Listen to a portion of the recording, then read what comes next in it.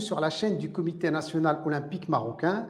C'est toujours un réel plaisir de vous recevoir pour échanger, pour discuter, pour vous présenter différentes thématiques qui concernent le sport marocain, mais aussi le sport international. Aujourd'hui, nous allons traiter d'un sujet très important qui concerne l'innovation dans le sport. On parle beaucoup d'innovation dans les nouvelles technologies, innovation entrepreneuriale. Et qu'en est-il de l'innovation dans le sport? Alors, pour aborder ce sujet, on a fait appel à un des grands spécialistes. Il est professeur et maître de conférences, responsable du Master 1 et 2 Entrepreneuriat et Innovation, Management et Administration des entreprises à l'IAE de Clermont. J'ai le plaisir d'accueillir le professeur Dieter Hilleret. Dieter, bonjour. Bonjour Hassan. C'est un réel plaisir de vous recevoir ici au Maroc, même si on est en virtuel pour le Comité national olympique marocain, mais aussi francophone. Merci beaucoup d'avoir accepté notre invitation. C'est un immense plaisir et un immense honneur de vous avoir. Merci beaucoup. De même, merci pour cette invitation pour parler effectivement d'un sujet qui est d'actualité depuis un petit moment et qui, à l'approche des Jeux de Paris 2024, est un sujet hautement stratégique pour les marques, mais aussi pour les sportifs. Et vous avez beaucoup écrit sur ce sujet, Dieter. Vous avez écrit un livre Sport et Innovation et un autre livre L'innovation sportive. On va en parler un petit peu, mais vous avez fait beaucoup de publications. Mais moi, Dieter, avant, je voudrais vous poser une question toute simple. L'innovation est un écosystème. C'est quoi exactement? Alors, c'est vrai qu'il est nécessaire de préciser ce qu'on entend par innovation. Dans l'opinion publique, finalement, de manière malencontreuse, pourrais-je dire, l'innovation concerne beaucoup de choses, ce qui est, de mon point de vue, faux, ou en tout cas pas juste. Donc, une première chose qu'on doit peut-être évoquer, c'est comment définir finalement l'innovation. Alors, pour moi, ça tient à quelques mots. Changer, si possible, durablement et massivement, les comportements sans grande possibilité de retour en arrière. Ça, c'est, je crois, la meilleure définition qui soit, car dans tous les cas, l'innovation, qu'elle soit technologique ou pas technologique, on le verra par la suite, c'est modifier des comportements au niveau des usages, des comportements de consommation, mais aussi des comportements d'entreprise. Donc, finalement, c'est extrêmement large. Donc, l'innovation en soi est un acte important de changement, donc je viens de le dire, si possible durable, et des comportements dans ce qu'on va appeler un espace de socialisation. Ce que nous nommons un espace de socialisation, en clair, un marché, une industrie et bien entendu au niveau des communautés de sportifs, par exemple. Alors, cette évocation est très importante, voire même fondamentale, puisqu'on met en avant ce qui est quelque chose d'extrêmement important, c'est les processus d'acceptabilité. Est-ce qu'une cible, c'est-à-dire un marché, des sportifs, des entreprises dans le domaine du sport, c'est ce qui nous intéresse, vont accepter donc le changement, et bien entendu ou plutôt au bout de la chaîne alimentaire, les sportifs, les utilisateurs, les communautés sportives. Donc, je dirais que contrairement, et ça c'est un autre point, à ce que la majorité des gens pensent, à savoir que l'innovation est une problématique d'ordre technologique et économique, il s'agit d'abord prioritairement d'une problématique d'ordre culturel, sociologique, social et organisationnel, portant justement sur l'appropriation ou pas de la cible. Et ça, c'est essentiel. Et là, on peut déjà dire que finalement, l'innovation n'appartient finalement pas aux acteurs historiques de l'offre, à savoir les entreprises, les marques, les fédérations par exemple, mais à ceux qui sont concernés par le changement. Donc à savoir les sportifs eux-mêmes, si l'on parle de la sphère sportive. Donc la plupart des modèles économiques et organisationnels qui en découlent, par exemple ce qu'on appelle le modèle B2B, business to business, c'est-à-dire des entreprises vers les entreprises, ou B2C, business to consumer, c'est-à-dire les entreprises vers les consommateurs, avec d'autres modèles plus récents comme B2B2C, sont fondamentalement basés sur ce principe-là. Alors, Alors, Dieter, pour être plus proche je dirais, du factuel, aujourd'hui, on parle d'une activité sportive. Est-ce qu'on peut encore innover, changer la pratique sportive? Est-ce que vous avez travaillé sur, d'abord, hein, on va revenir au sujet technologique, mais dans le domaine sportif, on prend une activité sportive. Est-ce qu'il y a encore de la place pour innover, pour adapter, pour changer? Alors bien entendu, et plus que jamais, hein, j'aurais tendance à dire que on va dire l'innovation sportive moderne est née pendant les Trente Glorieuses, donc juste après-guerre. C'est l'avènement de la publicité, des marques, de la concurrence. Et donc, pour se démarquer, les marques sont obligées d'innover, hein, et donc de lancer des innovations. Donc, le marché du sport, avec cette société de consommation, c'est la naissance de la société de consommation. La société de consommation dit société des loisirs, et qui dit société de loisirs dit sport. Et donc, on n'a jamais, depuis maintenant pratiquement un siècle, innové, jamais cessé d'innover. Et j'aurais tendance à dire qu'il y a eu un moment où ça s'est encore accéléré, c'est la bascule des années 2000. Hein, depuis les années 2000, je pense que l'innovation n'a jamais été aussi importante qu'auparavant. Hein, c'est-à-dire que si on fait le cumul, et ça c'est important, hein, d'où la définition que j'ai donnée, de tous les changements qui ont impacté la sphère sportive au sens large, le volume, hein, de ces changements est aussi important que ce qui est passé depuis l'avènement du sport, d'une certaine façon, grâce notamment aux différentes révolutions, hein, donc la révolution industrielle d'abord, et puis maintenant, ce qu'on va évoquer tout à l'heure, la révolution digitale et numérique. Donc oui, le marché du sport connaît sans cesse des innovations, et il y a de la place pour d'autres innovations importantes, de rupture même, puisque c'est un marché qui ne cesse de grandir. C'est un marché où il ne cesse d'apparaître de nouvelles activités sportives, qu'elles soient ce qu'on appelle instrumentées ou appareillées ou pas.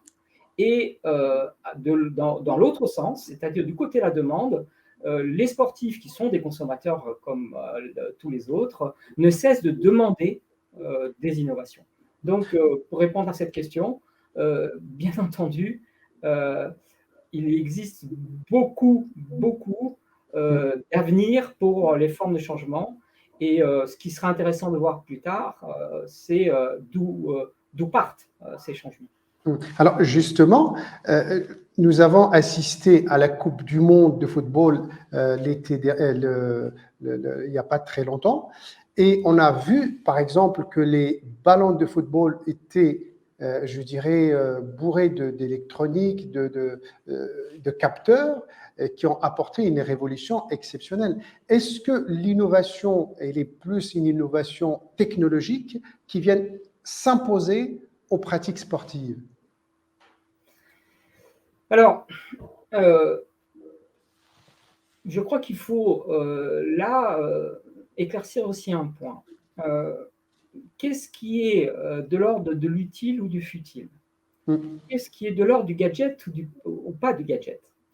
La question se pose. Alors là, vous prenez l'exemple effectivement de ballons, hein, ou d'appareillage connecté. C'est vrai que cela va pouvoir nous apporter des aspects importants sur l'analyse, hein, des joueurs, hein, du comportement des joueurs, des trajectoires, de la vitesse du ballon en question, qui pourra être utilisé en vue d'améliorer, hein, l'entraînement des joueurs, la tactique des joueurs, etc. etc. Hein, donc, ça, c'est des choses sur lesquelles on peut en revenir quand je vais parler tout à l'heure des apparillages ou de l'impact de la révolution numérique et digitale. Mais il faut faire, je pense, très attention, et c'est là où il faut, à mon sens, un peu se méfier. Là, l'exemple que vous citez est un bon exemple, je pense que c'est utile, mais quand on écoute le discours des marques de sport, de mon point de vue, il y a beaucoup de marketing et que l'on rentre très facilement dans le futile. Et aujourd'hui, le futile a un impact environnemental négatif. Hein, ça, c'est quelque chose qu'il faut avoir aujourd'hui à tout point de vue en filigrane. Qu'est-ce qui est bon pour le spectacle? Hein, on est à la Coupe du Monde, on sait que, d'après les spécialistes, que cette Coupe du Monde, c'est très bien avec une réussite, hein, sur le plan de la manifestation elle-même. Par contre, on sait bien ce que cela a entraîné en termes ce qu'on appelle des externalités négatives. Hein, externalités négatives, alors après, il faut être vigilant sur les chiffres. Hein, c'est bon, le nombre de décès qui ont été liés à la construction des infrastructures et des stades, mais c'est aussi l'impact carbone par rapport à ce qui est aussi une innovation. Hein, donc une innovation qu'on va appeler, que moi je considère comme étant négative, c'est la climatisation. Hein, malgré ce que les organisateurs nous racontent, ça a un impact important sur le plan. Alors, avant de continuer sur l'innovation sportive, est-ce qu'on peut parler un peu de l'innovation dans différents domaines, par exemple le domaine de la technologie pure? Alors, oui, alors bien entendu, on peut développer, mais avant cela, j'aimerais aussi distinguer, comment dire, les activités sportives ne sont pas toutes égales euh, les unes aux autres. Hein. C'est-à-dire que vis-à-vis de l'innovation, euh, je vais mettre de côté ce que j'appelle moi les sports rois, hein, sports spectacle rois, comme le foot dont on vient de parler. Mais dans le domaine de nombreuses nouvelles activités, on note des formes d'hybridation hein, des activités. Par exemple, une innovation importante hein, d'un point de vue sportif, c'est le beach volley, qui est une hybridation d'une activité, on va dire, classique, et qui finalement, quand on regarde dans le détail, le volley, comment dire, intéresse de moins en moins les jeunes générations, et on cherche donc à créer des nouvelles formes de jeu beaucoup plus attractives et pour le coup qui intéressent les jeunes générations. Donc toutes ces nouvelles pratiques répondent à des nouveaux standards, hein, notamment de spectacle, notamment de dextérité, notamment d'engagement, etc., etc., qui font que on a aujourd'hui différents types ou différentes familles de pratiques ou de sports, des sports où il y a une forte attractivité parce que justement où il y a donc une forte proportion à l'innovation, et d'autres où au contraire l'innovation constitue une sorte de frein. Hein. C'est-à-dire que, encore une fois, les sports ne sont pas égaux de mon point de vue, d'un point de vue de l'innovation. Hein. Ça, c'est un point qui est important. Autre point important, donc on note aujourd'hui différentes formes de consommation sportive. Hein. C'est pour ça que je parlais de l'écosystème. Tout d'abord, une consommation qu'on va appeler active. Hein, c'est-à-dire que le pratiquant, il est actif, il est dans son environnement, il est physiquement, réellement dans un stade, il nage dans une piscine, etc. Et puis, on note aussi une consommation sportive dite passive, c'est-à-dire être spectateur d'un match dans des tribunes ou derrière son écran, hein, avec ici deux types de modalités comportementales, soit assister à un événement sportif sans interactivité ni immersion. Et aujourd'hui, grâce donc au numérique, au digital, où le spectateur va devenir proactif, hein, c'est-à-dire c'est un pseudo-spectateur. Il a la possibilité d'interagir jusqu'à un certain niveau dans le spectacle sportif. Hein. Et donc là, on est donc à des moments de bascule où la réalité virtuelle s'invite donc dans ces formes de consommation et demain aussi grâce à l'IA. Hein. Donc voilà. Donc je voulais juste préciser ceci avant d'aborder évidemment donc ce qui nous intéresse peut-être un peu plus maintenant, donc les innovations d'ordre technologique. Alors, pour répondre à votre question, là c'est pareil, les innovations dans le domaine technologique, c'est pas nouveau. Hein, Toujours.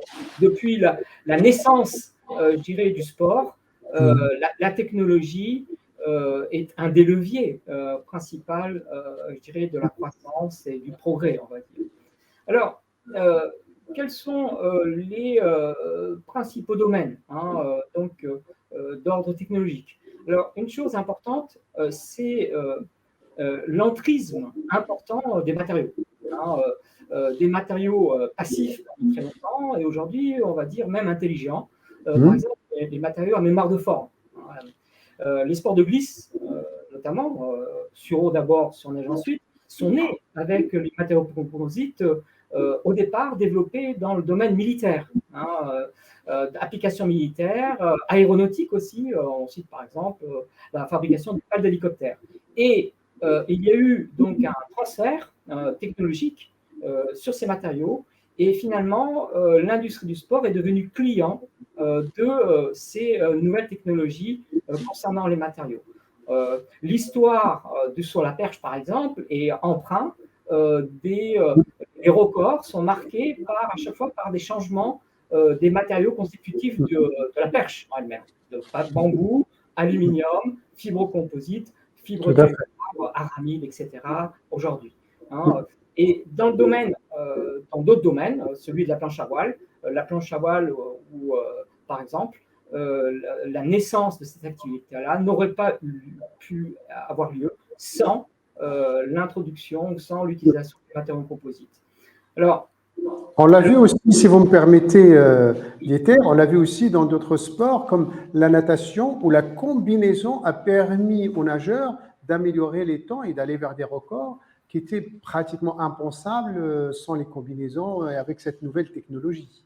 Tout à fait. Alors, on est effectivement dans le domaine des textiles, du textile, où en l'espèce ici, effectivement, pour gagner quelques millièmes de seconde, notamment chez les hommes, donc les normes, je dirais les standards internationaux en termes donc au niveau des fédérations, au niveau du CIO aussi, ont admis des combinaisons intégrales. Alors, ces combinaisons intégrales ont permis effectivement pour les meilleurs nageurs de grappiller quelques secondes et de gagner quelques compétitions. Le problème, c'est, et on développera aussi peut-être cet aspect-là, c'est que ces nageurs à niveau d'excellence égale, donc qui étaient dotés de ces fameuses combinaisons intégrales, avaient finalement un avantage concurrentiel sur les autres compétiteurs. Et donc, c'est de nature à entraver ce qu'on appelle dans le modèle économique le facteur de Sloan, qui est l'équité entre les différentes forces en présence, entre les différents compétiteurs. Donc, en l'espèce ici, si vous n'étiez pas sponsorisé par Arena ou Speedo, vous aviez finalement peu de chances de gagner à un niveau de compétence et d'excellence égal. On est tout à fait d'accord. Donc, marche arrière, les fédérations, la Fédération internationale de natation a interdit donc ces combinaisons pour revenir à des choses plus classiques, de maillots ou de shorts qui n'englobent pas la totalité des nageurs. Il y avait un prémisse donc à cette évolution donc technologique, c'est notamment l'épilation totale des nageurs pour gagner encore de la glisse sur le corps. Donc, la technologie est survenue, hein, s'est surajoutée par rapport à ces possibilités, entre guillemets, naturelles. Alors, Dieter, je vais poser une question tout à fait directe. Est-ce que cette innovation technologique, par exemple, qui fait que les sportifs améliorent leur performance, est-ce que, quelque part, ne favorise pas les pays industrialisés, les pays qui ont les moyens, par rapport à d'autres pays qui ont moins les moyens et des sportifs qui ne s'entraînent pas dans les mêmes conditions, avec les mêmes innovations technologiques? Alors, deux niveaux de réponse, oui, effectivement. Hein, donc, les pays dans lesquels il y a des entreprises ou des marques de sport qui ont des moyens, je dirais, de mettre en avant la recherche, hein, la R&D et l'innovation, ont un avantage, bien entendu, sur les autres. Ça, c'est le premier niveau de réponse. Le deuxième niveau de réponse, c'est pas parce que on est citoyen d'un pays en développement qu'on n'a pas accès à ces sponsors. Hein. Donc, on peut très bien être dans un pays dit, entre guillemets, en voie de développement, et grâce à des performances, accéder aux meilleurs des partenaires, hein, et des sponsors. Je pense notamment aux marathoniens éthiopiens, par exemple, qui bénéficient finalement des innovations, des meilleures innovations, pour ne citer que quelques marques de chez Nike, d'Adidas, d'Asics, Reebok et consorts. C'est vrai que le marathon ou bien le fond, le demi-fond font un petit peu l'exception, mais c'est vrai aussi que pour beaucoup de sports, les sportifs de certains pays sont obligés en quelque sorte d'immigrer dans d'autres pays qui sont mieux dotés technologiquement parlant pour pouvoir progresser et aller chercher des performances. Euh, alors, est-ce que cette innovation technologique, elle arrive aussi dans tout ce qui est innovation dans le domaine numérique, de la transformation digitale? On entend beaucoup aussi de ces domaines qui sont, je dirais, maintenant partie intégrante des activités sportives. Et comment vous, dans votre laboratoire de recherche, vous avez travaillé sur ces types d'innovation? Oui, alors, pour faire la transition par rapport à votre question, j'aimerais un peu encore quelques instants développer encore sur ce qui se passe en termes de technologique. Le lien aujourd'hui avec le digital, le numérique, est fortement lié à la technologie, tout le monde en conviendra. Donc, pour répondre aussi en partie à l'inéquité, hein, d'accessibilité aux innovations technologiques, Mhm. aujourd'hui, donc, il y a l'apparition de nouvelles familles, d'appareillages qu'on appelle les ergos et les exosquelettes, qui vont permettre alors dans un premier temps, ils permettent, on va dire, la rééducation fonctionnelle des sportifs suite par exemple à des accidents, mais dans un deuxième temps, va permettre probablement d'augmenter la performance des sportifs, hein, en minimisant les efforts à produire. Dans le domaine du ski, par exemple, une marque qui s'appelle Skimojo a développé donc un ergosquelette pour les skieurs qui va permettre de réduire de 30% les efforts à faire pour les skieurs. Et, actuellement, tous les ans, ils vendent à peu près 300 paires, parce qu'il y en a une sur chaque jambe, hein, d'ergosquelettes, aux professionnels de ski et notamment aux moniteurs de ski. Donc ça, c'est le premier point. Le deuxième point, c'est l'arrivée progressive de la robotisation. Hein. Pour l'entraînement dans le domaine des sports collectifs, j'ai pu lire quelque part que, par exemple, dans le domaine du foot, il y a donc des robots qui sont spécialisés dans les tirs de coups francs, ou alors dans le domaine du tennis ou du baseball, des robots qui sont spécialisés dans le service du lancer de balle. Hein. Donc Mhm. voilà. Donc ça, je pense que c'est donc la robotisation, hein, ou les exosquelettes sont fortement liés, et donc là j'en viens donc au numérique et au digital, donc à toutes les grandes avancées dans ce secteur-là. Alors là, alors je vais sortir du cadre de ce que je viens d'évoquer, mais de dire là où il y a eu beaucoup d'effets impactants sur l'évolution de certaines disciplines. Alors, Mhm. je vais prendre plusieurs exemples, hein, qui sont bien parlants. c'est par exemple la systématisation, la massification des caméras autonomes de type GoPro, qui font la gloire aujourd'hui des sports externes, mais aussi qui vont aussi révolutionner finalement la scénarisation d'un match, par exemple au niveau des angles de vue, des travelling, et en même temps aussi au niveau de l'arbitrage.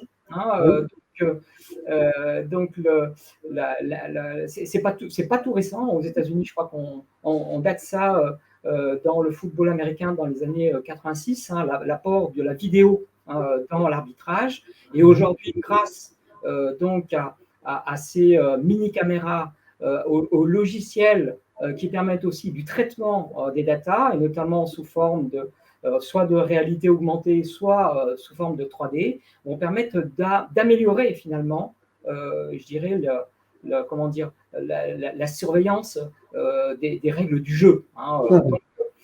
Finalement, ça, c'est le démarrage finalement de l'implication de la réalité virtuelle, ce qu'on appelle aussi le métaverse, dans le sport. Donc, donc, ces systèmes de captation de l'image, du son, où, par exemple, le spectateur va pouvoir vivre en immersion virtuelle, en direct ou bien en différé, dans un stade, par exemple, à la place d'un spectateur, constitue, alors il y a une start-up qui travaille là-dessus, avec des applications mobiles, où on va pouvoir offrir, avec des lunettes de réalité augmentée, la possibilité de vivre en direct, à la place des tribunes, un match à distance. Donc, la réalité virtuelle. Dans un autre secteur, qui est, et là aussi c'est quelque chose, je crois, qui est important à souligner, c'est les jeux virtuels, ou les jeux virtuels d'événements sportifs, qui là aussi ne sont pas très récents, on va dire que ça remonte à une vingtaine d'années, où par exemple, il existe maintenant des événements virtuels qui se font en même temps que des événements réels. Et notamment dans les courses au large, notamment la navigation, la Route du Rhum par exemple, ou le Vendée Globe Challenge, où en même temps que la compétition en réel, il y a derrière leur écran plusieurs dizaines de milliers, aujourd'hui on parle de dizaines de milliers de participants qui, grâce à des réglages virtuels, vont vivre la compétition en temps réel, régler par exemple leur voile avec les conditions réelles du lieu où ils sont censés être dans l'application réelle. Donc ça, c'est une expansion, et c'est d'ailleurs des nouveaux marchés où l'innovation, donc le numérique, impacte beaucoup.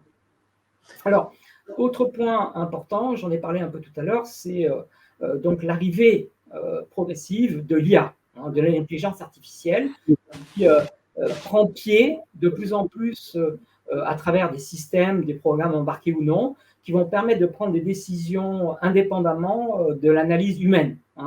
Donc là, on parle vraiment de révolution numérique, parfois même sans que les joueurs, via leur comportement, en prennent conscience. Autre secteur où on note des progrès considérables, c'est dans le domaine du tracking. Alors, qu'est-ce que c'est le tracking? C'est la possibilité de savoir à tout instant où se trouvent des joueurs, des compétiteurs, et notamment dans tout ce qui est du domaine des sports outdoor. Donc, comment ça va se faire? Intégration, par exemple, de puces communicantes. On parlait d'objets connectés tout à l'heure, dans le matériel, dans le ballon de foot, on l'a vu tout à l'heure, dans un ski, dans un maillot. Il faut savoir que dans une nouvelle discipline olympique, le kitesurf, qui prend le relais de la planche à voile, il y a par exemple des systèmes embarqués donc, sur la planche du kitesurfer qui va permettre des capteurs qui vont permettre en temps réel de mesurer la hauteur lors des prises d'envol du pratiquant au-dessus de la mer. Et donc, qu'est-ce qui va se faire? Donc, c'est du captage d'informations, de data, donc ici de hauteur, mais aussi de vitesse. Et qu'est-ce qui va se faire après? Qu'est-ce qu'on va en faire? Eh bien, ces informations vont être transmises soit de manière différée, soit de manière en direct, sur des applications mobiles qui vont permettre de challenger tous les pratiquants sur un même spot et de déterminer qui, dans la journée, aura sauté le plus haut ou qui a un record sur donc un endroit, un spot, on appelle comme ça, déterminé. Ce qui va permettre aussi de déterminer quelles sont les hauteurs les plus importantes qui ont été prises par des kitesurfers. Je crois qu'aujourd'hui, on parle d'une 45-50 mètres de hauteur avant de revenir donc au sol. La deuxième chose, c'est l'intégration de puces dans des systèmes autonomes qui vont permettre de géolocaliser en direct donc où se trouve un sportif, un équipage, notamment par exemple donc au Maroc en question, justement, le marathon des sables, où se situent les pratiquants à quelques mètres près. Hein, donc, et où ils se trouvent dans le monde, hein, quel que soit l'endroit où ils se trouvent dans le monde. Et le troisième niveau, c'est l'intégration des puces dans les systèmes de captage de données biométriques ou biophysiques, hein, qui vont permettre d'éviter des risques d'accidents et certaines pathologies. Hein. Donc, par exemple, dans des domaines, dans des sports où certains accidents, enfin, la gravité de certains accidents peut être vitaux, comme par exemple le rugby, où les traumatismes crâniens sont de plus en plus fréquents et graves, qui va permettre d'entraver, donc s'il n'y a pas une prise en charge, entre guillemets, de l'information, hein, au niveau des forces hein, d'impact, par exemple, il entrave au développement du sport. Dieter, comment on peut étendre cette innovation et parler de l'innovation dans le domaine des applications mobiles et des Internet? Alors, là, on va dire que tout est open. La liste est extrêmement longue d'applications dédiées aux sportifs hein, et aux communautés sportifs. Alors, j'en cite quelques-unes. Hein, par exemple, évidemment, au niveau par exemple, trouver des partenaires de jeu hein, pour un match de loisirs, donc dans un lieu bien précis, c'est-à-dire autour de chez soi. Hein, trouver un partenaire que l'on ne connaît pas et qui va mettre en relation donc des pratiquants d'une discipline donnée. Vous avez d'autres types d'applications. C'est par exemple faciliter donc l'accessibilité via des abonnements ou sans abonnement à des salles de gymnastique au meilleur prix, et notamment dans la période creuse. Hein, c'est comme un peu les billets de train.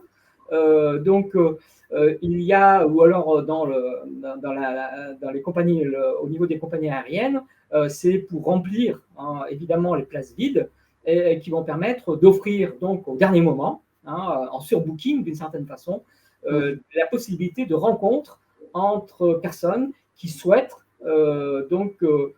pour le temps d'un match, hein, pouvoir en rentrer en relation et donc faire ces matchs en question.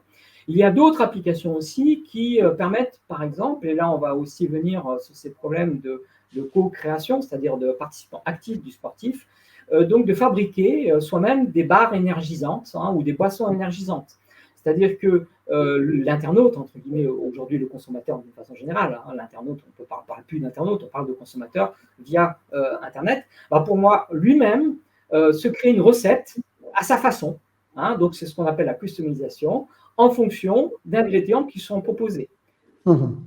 Dans un deuxième temps, il va évidemment tester lui-même sa construction de ces barres ou de ces boissons, et ensuite, en open source, partager à la communauté d'autres consommateurs de ces plateformes ou de ces applications Internet. Autre type d'application mobile, donc c'est par exemple la possibilité en réalité virtuelle de s'entraîner. Hein, dans les sports automobiles, dans la compétition automobile par exemple, ces systèmes de réalité virtuelle sont même intégrés officiellement dans l'apprentissage du pilotage hein, d'une voiture de course.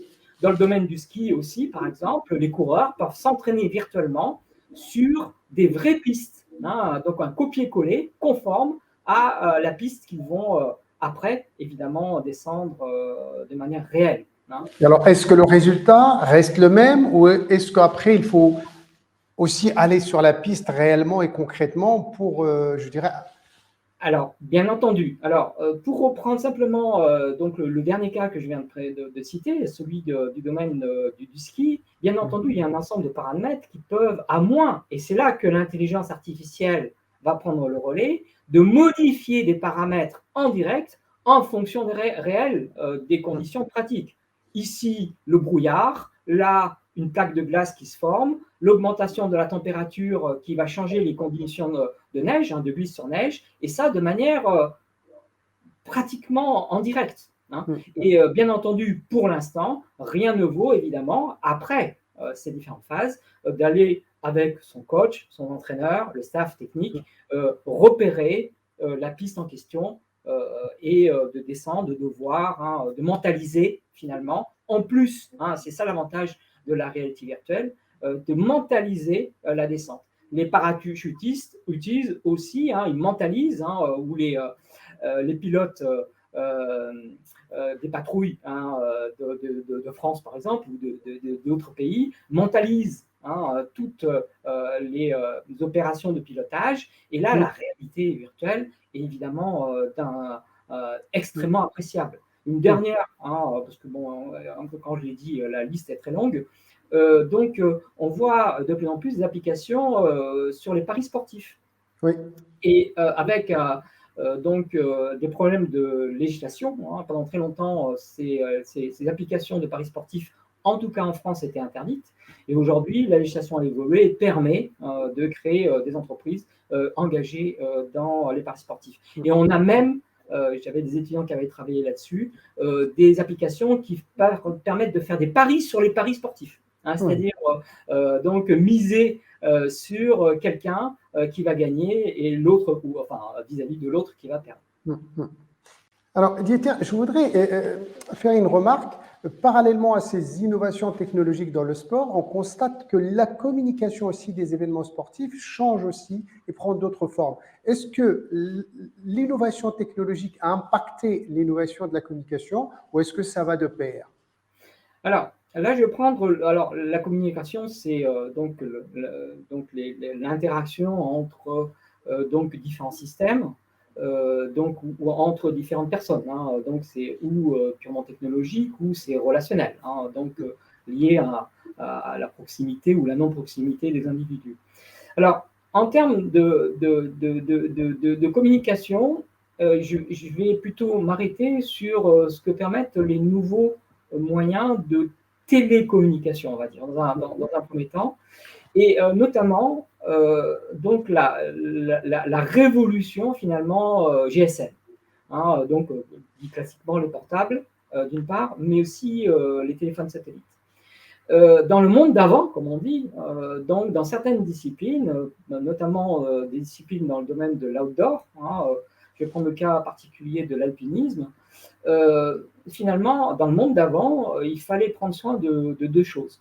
Tout d'abord, la météo du lendemain et surtout l'adaptabilité de son niveau de pratique par rapport à la difficulté des voies dans lesquelles on s'engageait. Avant, c'était extrêmement important. Hein. Je suis passé par là, j'étais alpiniste dans ma jeunesse. Donc, on était tous agglomérés autour du poste radio du gardien du refuge pour connaître la météo locale du lendemain. Hein. Tous les chefs de cordée étaient là à écouter, parfois un peu, c'était un peu inaudible, la météo du lendemain. Et qui faisait que si on prévoyait, contrairement à la météo qui était faite dans la vallée, donc sur 10 jours, un changement très rapide de temps, bien la course s'arrêtait là. Quoi, hein. Il n'y avait pas de course le lendemain parce qu'il y avait trop de risques. Ça, c'est la première chose. La deuxième chose, c'est qu'aujourd'hui, l'histoire du niveau de pratique est parfois reléguée au second plan. En France, où les secours sont gratuits, alors dans d'autres pays, ce n'est pas le cas, puisqu'on a un GSM sur soi, on peut appeler à tout moment les secours. Hein. Alors ça, c'est valable pour l'alpinisme, hein, ou l'engagement, ou l'escalade, mais c'est aussi donc très, comment dire, donc où ça s'observe aussi beaucoup, par exemple, dans la pratique numéro un, en tout cas en France, du sport, qui est, enfin, si on peut parler de sport, la randonnée pédestre. La randonnée pédestre, ça concerne, bon, je crois qu'il y a 20 millions de Français qui ont au moins pratiqué dans l'année une petite randonnée donc pédestre, hein, dans l'année en cours. Donc, c'est énormément de monde. Donc là, grâce au mobile, on peut dire, bah, de toute façon, c'est pas grave. Si je suis mal vêtu, je suis mal chaussé ou le temps va tourner, je peux appeler à tous les moments les secours. Et une dernière chose par rapport à ces télécommunications, ou la communication, et notamment la communication satellite. Aujourd'hui, la communication satellite va permettre, par exemple, de prendre en charge à distance par une équipe médicalisée, des petites interventions chirurgicales, par exemple, un navigateur qui s'est accidentellement blessé au milieu de l'Atlantique. Hein. C'est par exemple aussi, évidemment, on parlait du marathon des Sables, ou ça peut être aussi sur de gros éléments type Dakar, de tout de suite, grâce à ces moyens satellitaires, de savoir où il y a urgence en la matière, hein, en termes de secours. Et j'en viens au dernier point que je voulais évoquer ici, c'est, là on est aussi dans le domaine de la communication, c'est les GPS. Les GPS ont aussi radicalement changé le comportement des sportifs dans de nombreux domaines d'activité, et notamment dans les domaines des sports d'aventure, des sports engagés, où la localisation, hein, ou la navigation, hein, est importante. Hein. Donc le GPS, c'est une innovation de rupture fondamentale dans de nombreuses disciplines. Et finalement, quand on parlait tout à l'heure du tracking, finalement associé aussi une forme donc de GPS, et même sur des sports collectifs, hein, le placement finalement des joueurs. Bon, il y a d'autres technologies, le Wi-Fi, le Bluetooth et d'autres technologies émergentes font partie de ces moyens que moi j'appelle donc de communication, soit de data, soit de la voix. Alors, Dieter, l'innovation, vous avez dit tout à l'heure, certaines prouesses, je dirais, ou certaines innovations sont d'origine militaire. Il y a beaucoup d'entreprises aussi qui sont derrière des innovations technologiques dans le sport. Est-ce que parfois l'innovation peut venir aussi des usagers, des personnes lambda qui, par leur pratique ou par leur utilisation d'une discipline ou d'une technologie, peuvent faire des propositions et emmener à des innovations? Alors j'aurais tendance à dire oui, et cela existe depuis toujours. Hein, l'innovation est à la base, hein, finalement, donc les usagers, hein, enfin les utilisateurs, les usagers, les sportifs, sont la base de la quasi-totalité finalement des pratiques sportives, hein, qu'elles soient instrumentées ou non instrumentées. Si on parle de foot, hein, on sait très bien d'où est parti, hein, en Angleterre, hein, donc le football, hein, dans un lycée, le soccer, etc. Donc on arrive toujours à identifier d'où ça part. Hein, et donc très souvent, hein, enfin, et depuis, je l'ai dit depuis toujours, finalement, les sportifs sont eux-mêmes à la base de nouvelles pratiques sportives et d'innovation. Alors là, il faut tout de suite distinguer quelque chose d'important pour moi, ce qui est de l'ordre de l'expérience utilisateur, hein, qui, de mon point de vue, n'a rien d'original. Les retours d'expérience, ça a été longtemps un des outils du marketing, hein, notamment à travers les athlètes de haut niveau sous contrat pour les marques, pour participer au développement de nouveaux produits ou services. Donc, il s'agit ni plus ni moins d'une évolution, hein, des méthodologies marketing. Et pour moi, c'est une innovation normale, finalement, de l'apport au changement. Non. Ici, il faut parler, et ça, c'est beaucoup plus fondamental, puisqu'il s'agit d'un nouveau paradigme, qu'on va dire économique ou socio-économique, et notamment ce qu'on appelle pour les scientifiques, ce que nous appelons la Liu User Theory. Alors, qu'est-ce que c'est la Liu User Theory? C'est en fait ce que peuvent apporter certains super utilisateurs. Dans le domaine du sport, moi, je les ai appelés les utilisateurs sportifs pionniers, qui vont être à la base eux-mêmes de nouvelles innovations et qui vont devancer même la R&D des entreprises, parfois des meilleures entreprises. Alors, comment ça marche? Alors, ça marche avec les réseaux sociaux et Internet, bien entendu, où chaque super utilisateur est assimilé à un neurone dans la toile. Il ne faut pas oublier que Internet, c'est la toile. Donc, un neurone, une personne, plus un neurone, multiplié par plusieurs milliers, ça constitue une intelligence grise qui est parfois supérieure à la meilleure R&D des entreprises. Hein. Donc, c'est ce qu'on appelle donc un nouveau paradigme, le paradigme de la créativité ou de la contribution, hein, où donc il y a une co-participation des utilisateurs des sportifs dans la fabrication de l'offre. Hein. Et ça, c'est extrêmement important à dire. Et ça va développer de nouvelles formes d'innovation qui, à l'inverse de ce qui a prévalu pendant des décennies, c'est-à-dire des innovations qu'on va appeler descendantes, c'est-à-dire des entreprises vers le marché et donc vers les sportifs et les utilisateurs. Là, on va parler d'innovation ascendante. Ce sont les sportifs qui sont eux-mêmes à la base, grâce à leur créativité et leur inventivité, de nouveaux produits et services. Hein. Donc, c'est un processus qui est largement collaboratif, donc participatif, où les échanges d'informations vont constituer la matière grise de la fabrication de l'offre. Hein. Et donc, en fonction des compétences des uns et des autres, on va arriver donc à fabriquer une réponse qui est parfois plus adaptée, ça vient de la demande, des problématiques de la demande, que ce ne sont capables de faire les entreprises. Et ça, c'est ce qu'on appelle l'open innovation ou l'open source.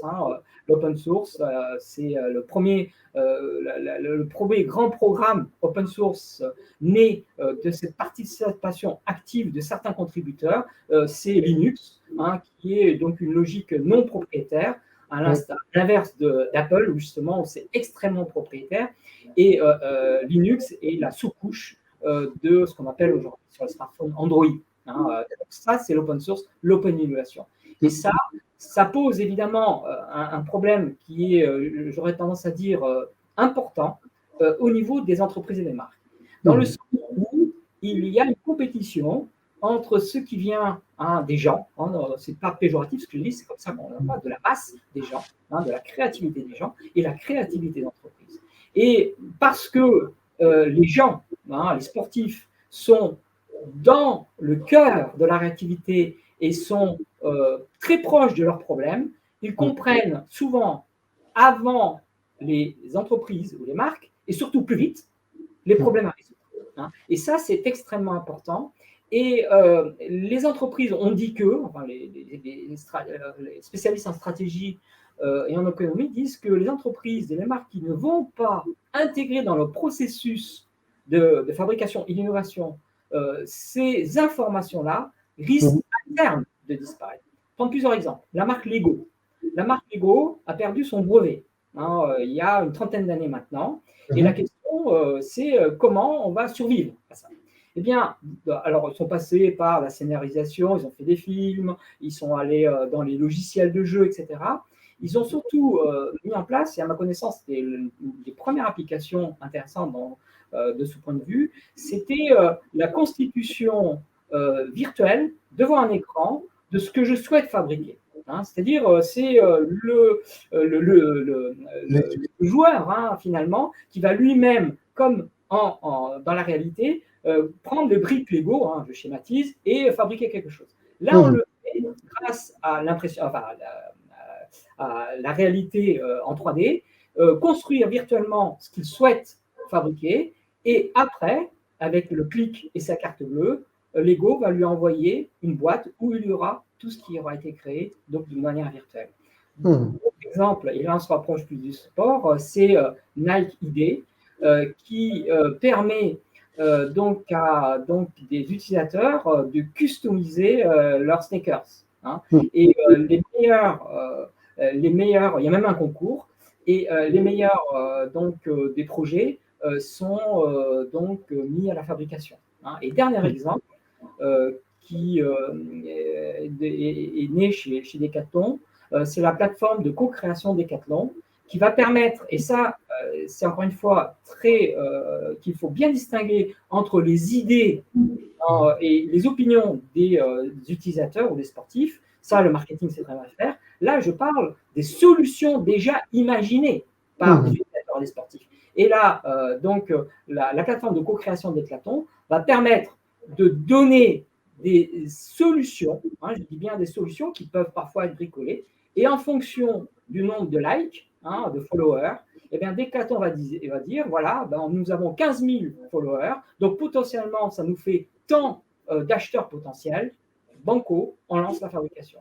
Et le premier produit issu de cette nouvelle forme L'innovation. d'innovation et de co-création utilisateur a donné lieu, il me semble, si j'ai bonne mémoire, à la fabrication d'un siège bébé pour VTT, plus adapté à ce qui est fabriqué par les fabricants spécialisés dans ce secteur-là. Alors, est-ce que, moi, je pense aux fédérations sportives qui parfois doivent innover pour la survie de leur activité sportive, mais également pour la développer. Est-ce qu'ils n'ont pas aussi intérêt à faire ces open source et voir avec les pratiquants comment les fédérations peuvent intégrer ces innovations pour améliorer la pratique de leur sport? Alors, c'est une question assez compliquée ou assez complexe, dans le sens où les fédérations ne peuvent agir que sur les activités dont elles ont la tutelle. Dans la mesure où il y a de nouvelles activités, un florilège de nouvelles activités sportives, enfin, entre guillemets d'abord, non sportives, puisqu'elles ne répondent pas aux standards académiques de la définition d'un sport. Elles le deviendront pour certaines d'entre elles sport, mais ce sont des pratiques qu'on appelle aujourd'hui plutôt récréatives ou ludosportives, et donc qui n'ont pas encore de tutelle.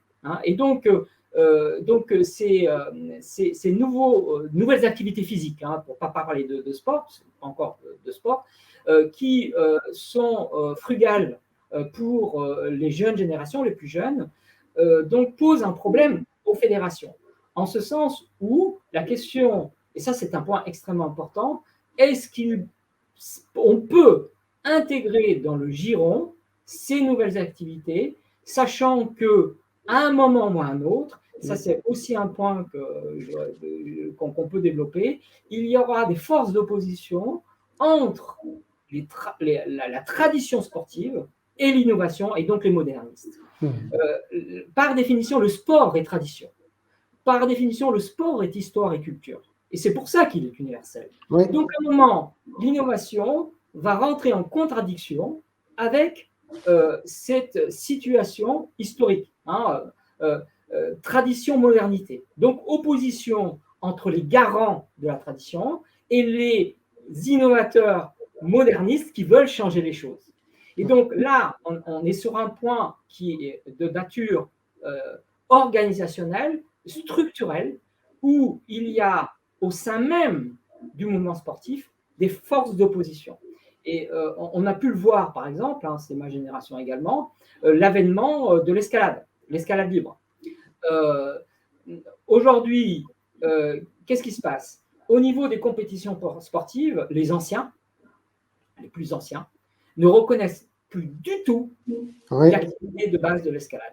D'ailleurs, la discipline, il y a plusieurs disciplines d'escalade, elles sont indoor. Et notamment, et ça pose, de mon point de vue aussi, des questions, je dirais, d'un point de vue de l'ADN de la pratique, et notamment les courses de vitesse d'escalade. En clair, de mon point de vue, ça devrait plus être affilié à la Fédération française de gymnastique que celui de l'escalade. Exactement. En même temps, c'est ce que recherche le spectateur. C'est-à-dire, ça va très vite. Il faut quelques secondes, ça dure 1 seconde, 2 secondes, 3 secondes, pas plus. Et on a tout de suite le résultat. Donc, le résultat est immédiat. Et c'est ce que recherche aussi le spectateur, et non pas c'est long.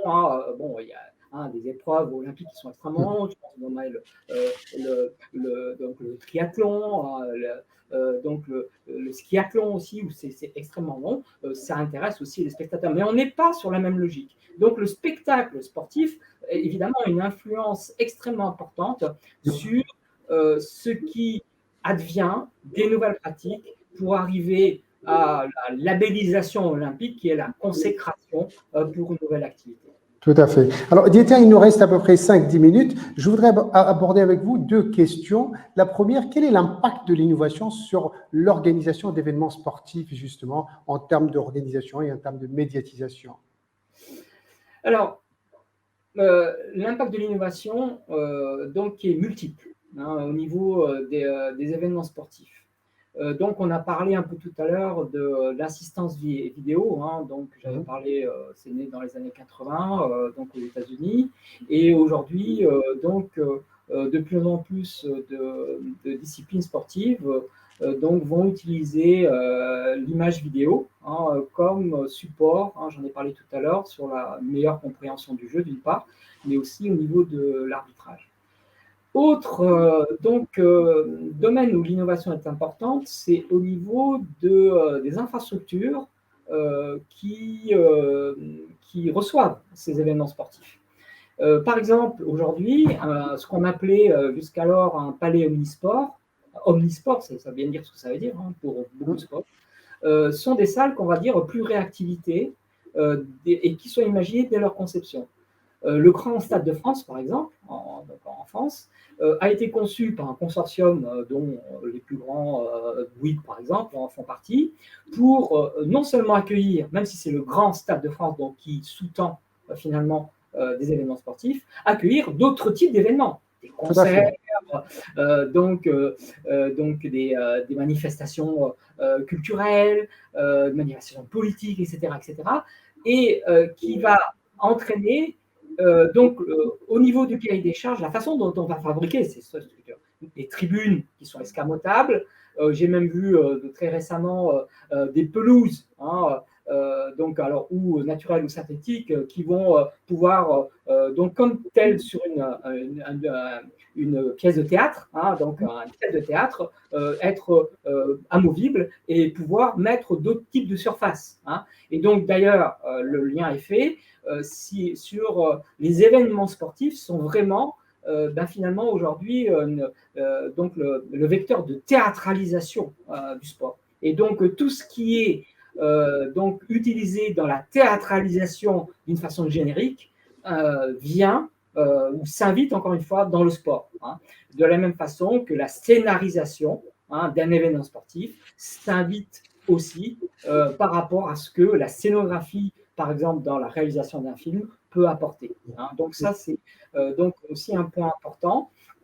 Donc j'ai parlé aussi tout à l'heure, enfin il me semble un peu des micro-caméras et des drones aussi, qui vont permettre aux spectateurs, par exemple, de prendre lui-même en main les images qu'il souhaite voir, donc soit en réel, grâce à des applications qu'il a en direct. Et puis enfin, donc l'innovation, c'est aussi donc les data. Donc l'énorme quantité de données statistiques, parfois représentant en 3D, qui vont concerner le comportement d'une équipe, qui va concerner le comportement des joueurs sur un terrain de tennis, en natation, en athlétisme, etc. Et rassurez-moi, Dieter, malgré toutes ces innovations, je dirais, dans l'organisation d'événements sportifs, est-ce que la performance du sportif lui-même et le sportif lui-même vont rester l'élément essentiel de l'événement?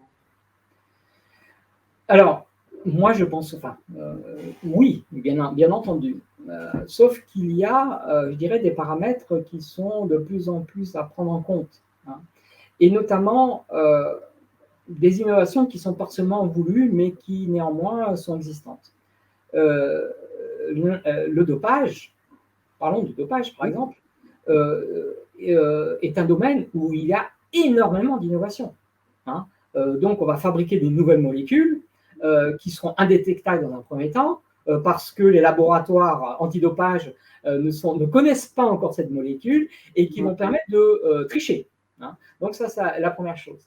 La deuxième chose, c'est les limites physiques, hein, les limites physiques de l'individu. Et ça, donc les spécialistes donc en anatomie humaine, et notamment qui travaillent beaucoup sur la performance sportive, s'accordent à dire que donc un muscle, par exemple, ne pourra pas dépasser un certain niveau de puissance.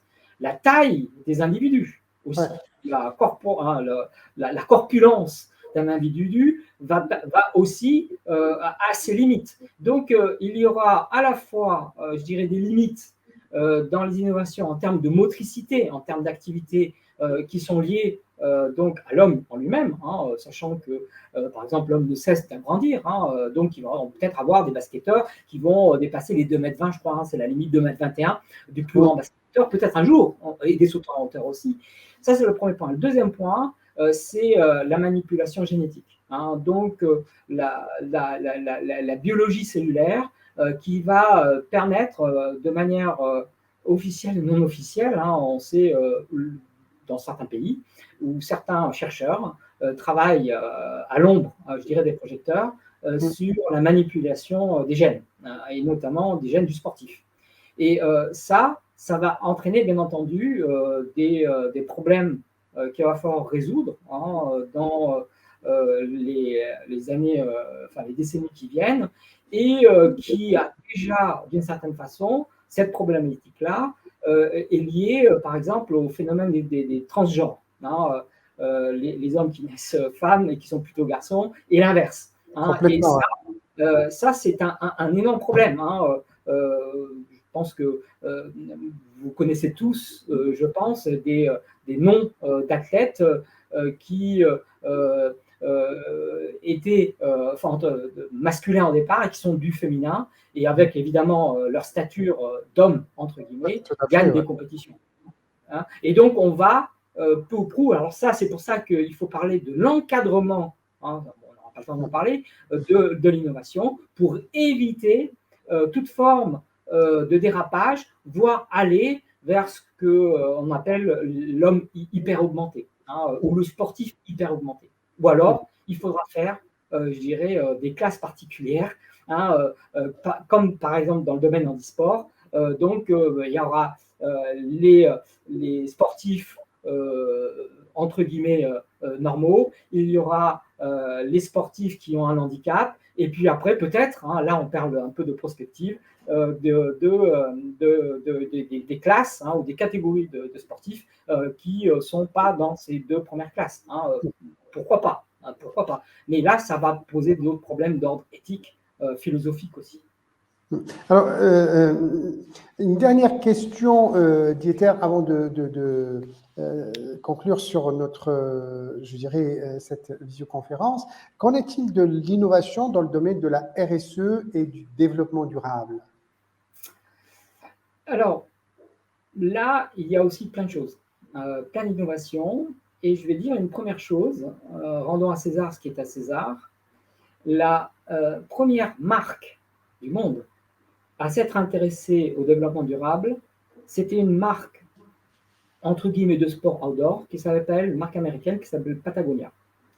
Patagonia est l'inventeur du développement durable. Et ça, on remonte à 50 ans en arrière. Tout secteur d'activité confondu. Le recyclage du papier, c'est Patagonia qui l'a inventé. Hein, donc, changement encore de comportement. Donc, depuis, bien entendu, toutes les marques de sport sont désormais obligées de prendre en considération la RSE, hein, ce qu'on appelle la RSE, la responsabilité sociale et environnementale, pour ne pas être déconnecté du marché. Bien entendu, on parlait de législation, la loi exige de plus en plus un respect vis-à-vis de l'environnement, mais aussi des conditions de travail, et naturellement en termes d'empreinte carbone. Ça, c'est aussi donc un point qu'il faut, je dirais, prendre donc en considération. Et donc là aussi, l'innovation joue beaucoup. C'est au niveau, on a parlé tout à l'heure des événements sportifs, le choix des sites olympiques, qu'ils soient d'hiver ou d'été, mais plus d'été, l'un des premiers critères des villes ou des pays donc, qui candidats, c'est ce qu'ils vont faire ou ont déjà fait en termes de développement durable. On va bien le voir au niveau de JO de Paris où, il me semble, hein, sans trop me tromper, 80% des équipements sportifs qui vont être utilisés existent déjà.